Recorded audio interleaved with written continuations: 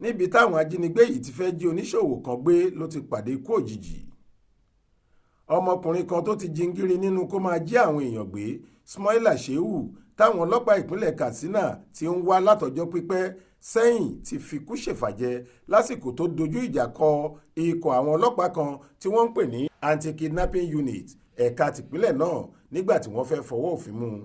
Aláròyé gbọ́ pé kí agbébọn náà tó pàdé ikú òjijì ọ̀hún làwọn ọlọ́pàá agbègbè Sunnikura níjọba ìbílẹ̀ Malumfashi nípínlẹ̀ Katsina níbi tó ń gbé tẹ́lẹ̀ ti kọ́kọ́ mú un fún ẹ̀sùn pé ó lọ kógun ja àwọn ọmọléèwé girama kan tó wà níjọba ìbílẹ̀ náà lọ́dún 2020 tí wọ́n sì fojú rẹ̀ balẹ̀ ẹjọ́.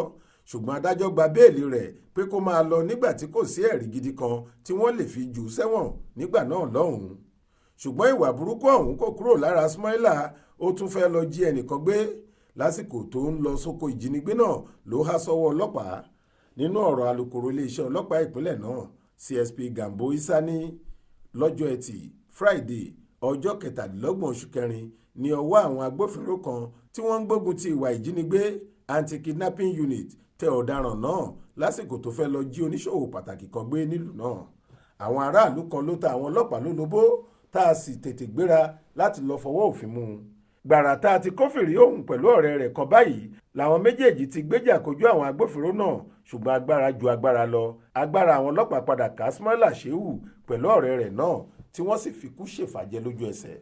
ọta ìbọn táwọn ọlọ́pàá yìn ló bà á tó sì kú pátápátá. ọjọ́ ti pẹ́ díẹ̀ sẹ́yìn tá a ti ń wá ọ̀daràn paraku ní kọ́wọ́ tó tẹ̀ báyìí. onírúurú àwọn ẹ̀sùn ìwà ọ̀daràn láti fi kàn án. lára rẹ̀ ni pé ó lọ kógun ja àwọn ọmọléèwé girama kan lágbègbè Sunnikura níjọba ìbílẹ̀ Malumfashi tá a sì fojú rẹ̀ balẹ̀ ẹjọ́ lọ́dún 2020.